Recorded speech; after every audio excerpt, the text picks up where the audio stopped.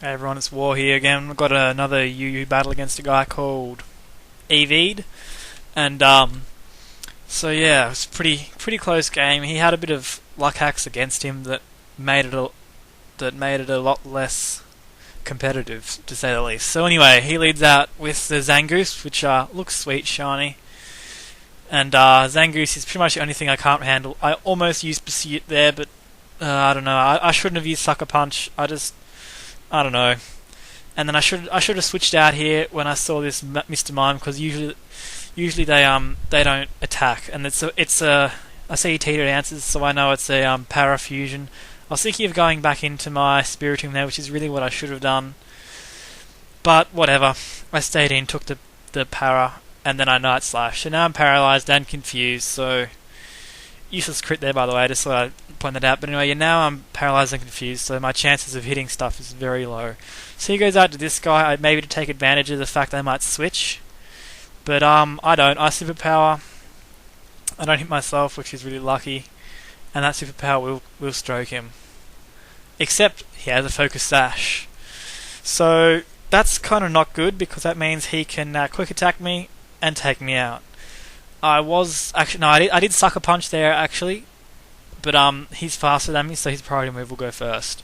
I go to this guy, and I use Pursuit there instead of Sucker Punch, which was perhaps the wrong move to do. But anyway, it was definitely the wrong move to do. So he gets a 2 fire punches off, will take me out, and I go to my Sama.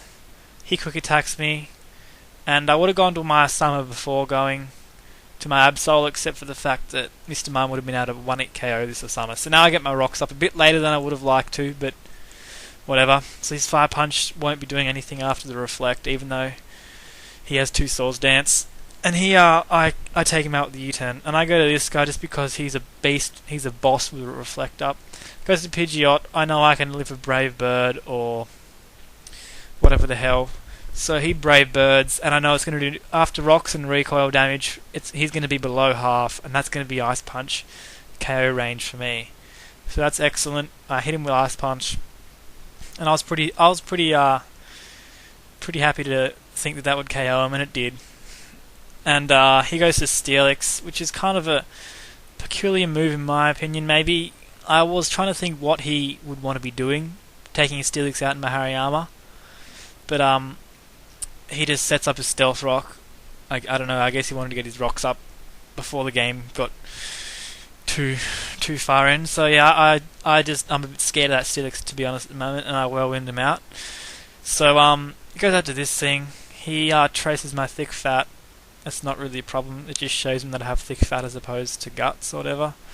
So he T-waves me, and that's, I suppose, alright, because I'm pretty slow as it is. And then I Brick Break him. And that does pretty decent damage, and it's going to be close to whether it's going to 2-hit KO him, because it's all going to depend on whether that was max damage or min damage. And he T-bolts, and that was really weird to me, because I would have thought that if he used Tri-Attack, it would have been able to 2-hit KO me, and that he would have kept this Porygon 2 alive. But apparently that's not the case. He doesn't pack Tri-Attack, which is kind of strange. That's your basic stab attack on any Porygon. Evolution, I don't know what you say that, but anyway, yeah, he T-bolts, and I take that relatively well. Useless crit there, obviously, because he had like single-digit HP. And Hariyama's not done too bad this battle. And he goes out to his last poke that I haven't seen yet, a Dotrio.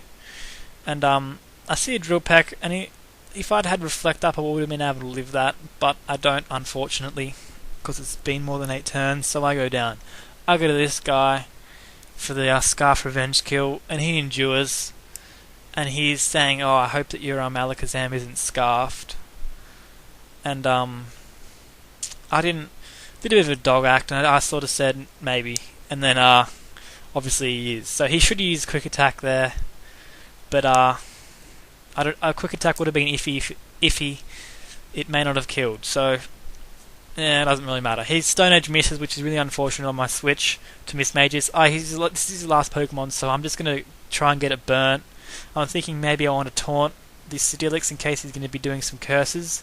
That's his second Stone Edge in a row that missed. That's really unfortunate, because if they both landed, I would be in dire peril with my Mismagius. But he just runs there because he realizes there's nothing he can do with the Burnt Steelix as his last Pokemon. And I could have had Focus Blast on Alakazam,